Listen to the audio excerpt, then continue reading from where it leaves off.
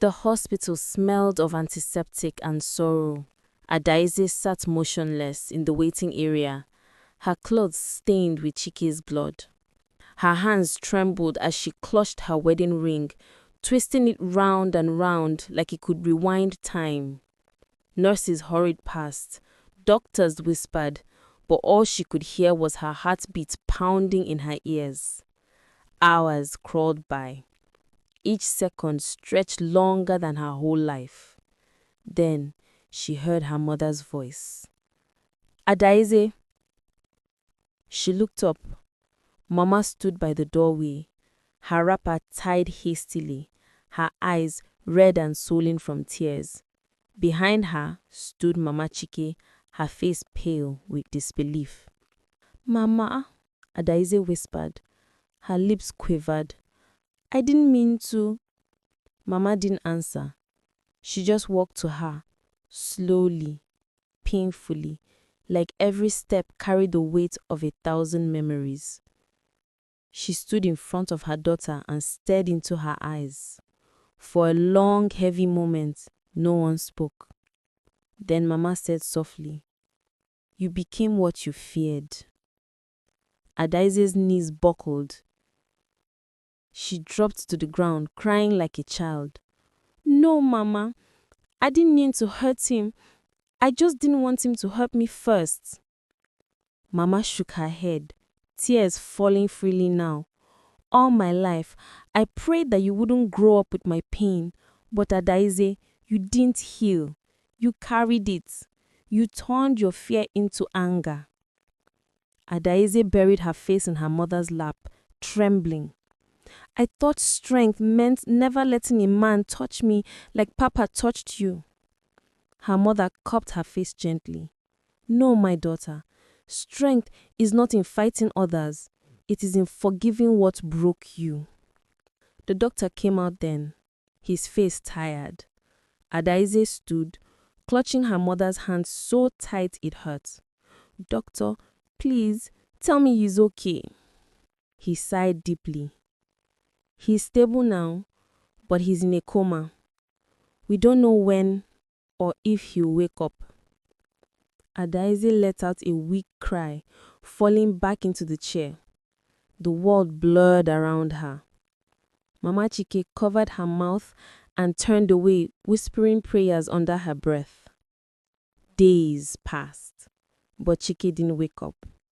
Adaeze sat beside his bed every day, watching the rise and fall of his chest, haunted by the memory of her father.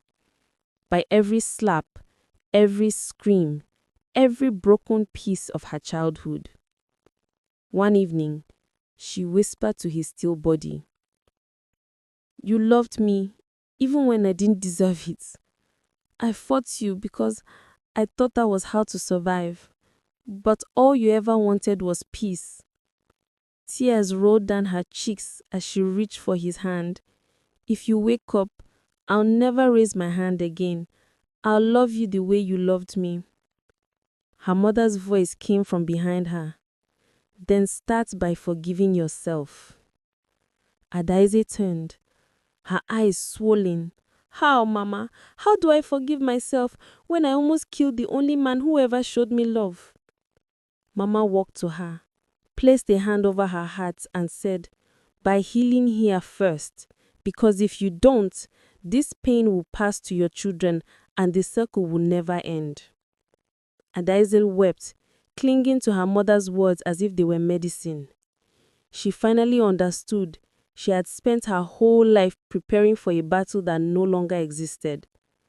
As the night deepened, the monitor beside Chike's bed beeped softly.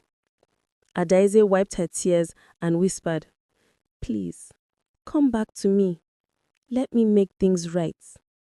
Just then, Chike's finger twitched slightly. Adaeze gasped, her breath catching. She leaned closer, hope flickering for the first time in days. His hand moved again, just barely, as the nurse rushed in. "He's responding," the nurse said. Adaeze's heart raced as she whispered through tears, Maybe God is giving me another chance." Days of watching over him had softened her rage, softened the anger that had built inside her for so long. She had whispered apologies into the sterile air, begged God for forgiveness, and prayed that Chike would wake up. She knew, deep down, that the battle she had prepared for her whole life, the one she thought would protect her, was never meant for him. Then, slowly, his eyes fluttered open. Adaeze gasped, tears blurring her vision. "Tike," she whispered, her voice breaking. "You are awake." He blinked, trying to focus. His lips moved, but no sound came. His hand twitched in hers, weakly, but he was alive. Relief and fear collided in her chest. Mama Adaeze had come quickly after hearing the news. She stood silently at the door, her eyes soft yet filled with concern. "Adaeze," she said gently, "this is your chance to do what you've been afraid to do all your life, to love without fear." Adaeze nodded, but what failed her? All she could do was sit there, holding Chike's hand, willing him to understand that she was different now, that she wanted to change. Hours passed. Chike's voice was weak when he finally spoke, and his eyes were clouded with pain, fear, and confusion. "Ade, what happened?" Her throat tightened. I hurt you," she admitted, the words like stones falling from her chest. I was afraid of being hurt myself. Chike's hand squeezed hers faintly, but his eyes did not meet hers. "Why?" he asked softly, almost a whisper. Tears streamed down Adaeze's face. "Because I grew up scared, and I thought strength meant fighting first, hurting before being hurt. I see now it doesn't. It only destroys." He nodded slowly, processing her confession. Silence hung between them. The air was heavy with things left unsaid: love, anger, fear, and sorrow. Mama Chike, standing by the bed, finally spoke. "Adaeze, he will forgive in time, but it must be earned, not expected.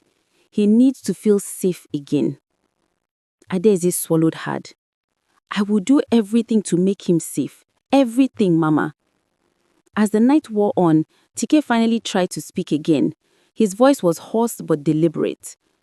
"Ade, I forgive you, but I need time, and I need to know you will not hurt me again." Adaeze's chest tightened with a mix of relief and fear. She nodded, promising silently to herself that she would never return to her old ways. True strength is not found in fists or fury. It lies in healing the wounds that shaped us. Until we face our pain, we will become the very thing we fear. Every story carries a lesson. Don't miss the next one. Subscribe and join our storytelling family.